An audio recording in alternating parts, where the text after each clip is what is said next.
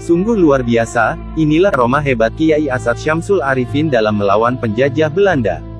Kiai Haji Raden Asad Syamsul Arifin adalah seorang ulama karismatik dan pejuang kemerdekaan Indonesia. Jasa beliau dalam membela tanah air ini sangatlah besar.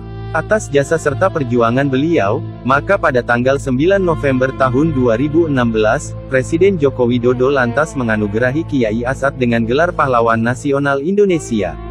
Dahulu, Kiai Haji Raden Asad Syamsul Arifin dilahirkan di kota suci Makkah pada tahun 1897. Ia merupakan putra dari Kiai Haji Syamsul Arifin dan Siti Maimunah. Ketika berusia 6 tahun, Kiai Asad dibawa oleh orang tuanya kembali ke Pamekasan, Jawa Timur. Di sana mereka tinggal di Pondok Pesantren Kembang Kuning Pamekasan, Madura. Setelah 5 tahun menetap, sang ayah mengajak Kiai Asad pindah ke Asem Bagus, Situbondo. Kemudian, Kiai Haji Raden Asad Syamsul Arifin pindah ke Pulau Jawa untuk menyebarkan agama Islam. Sejak berusia 12 tahun, Kiai Asad telah merantau dari satu pesantren ke pesantren lain. Pondok pesantren pertama yang ia tuju adalah Pondok Sidogiri, Pasuruan. Di pondok tersebut ia banyak menimba ilmu sekaligus mengabdi sebagai seorang ustadz. Selang beberapa waktu, beliau berpindah ke Pondok Pesantren Langitan, Tuban. Terakhir beliau berpindah ke kota suci Makkah bersama Kiai Nawawi. Di sana, beliau belajar di Madrasah Salatiyah. Madrasah ini menjadi madrasah yang sebagian besar murid dan gurunya berasal dari Melayu. Setelah menimba ilmu, Kiai Haji Raden Asad Syamsul Arifin kembali ke Indonesia pada tahun 1924. Di masa mudanya, Kiai Haji Raden Asad Syamsul Arifin bersama sepupunya Kiai Haji Abdus Somad juga mendapatkan pendidikan militer di Jember. Pengetahuan dasar militer yang ia dapatkan ini menjadi dasar pergerakannya bersama para kiai lain.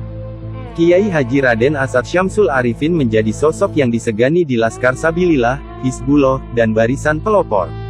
Ketiga laskar tersebut lalu menjadi wadah perjuangan para kiai, santri, dan masyarakat di wilayah Banyuwangi, Situbondo, Probolinggo, Jember, Lumajang, dan Pasuruan.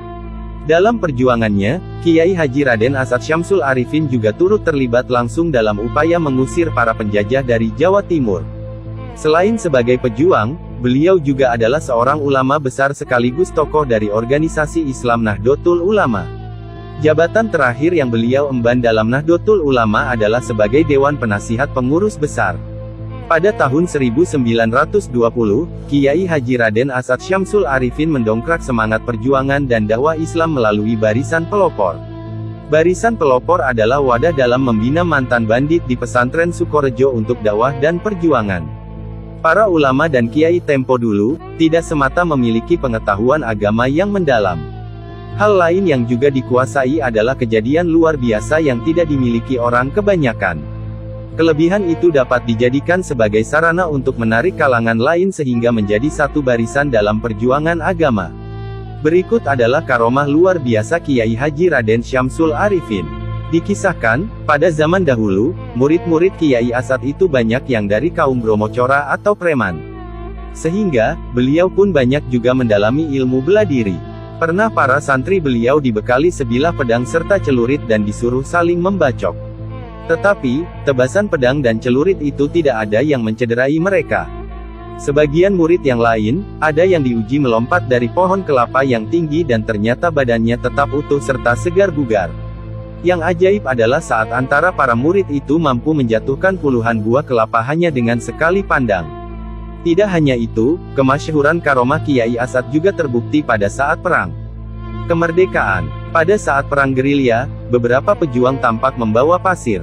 Pasir itu konon adalah pemberian dari Kiai Asad kepada para pejuang.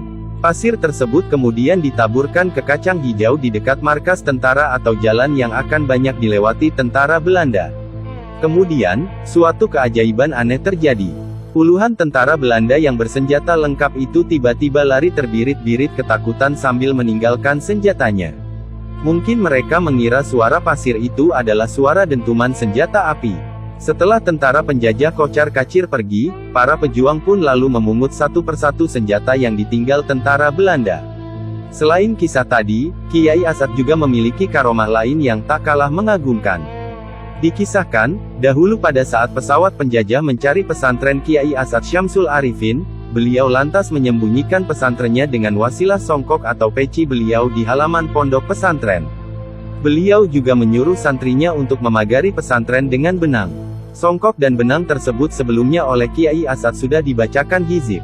Sehingga, pesawat Belanda tidak bisa menemukan jejak keberadaan pondok pesantren Salafiyah Syafi'iyah Sukorejo. Serta, tank-tank Belanda pun tidak bisa mendeteksi keberadaan pesantren tersebut.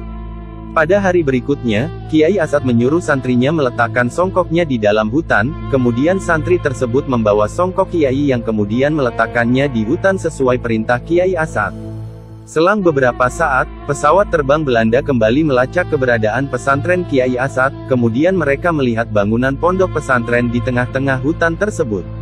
Akhirnya, tentara Belanda tersebut lalu membombardir tempat yang dikira pondok pesantren tersebut sampai luluh lantah.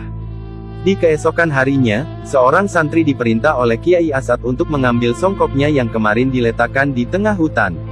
Sesampainya di hutan, santri tersebut terkejut karena melihat tempat di tengah hutan itu hancur terporak-poranda karena dibombardir oleh tentara Belanda.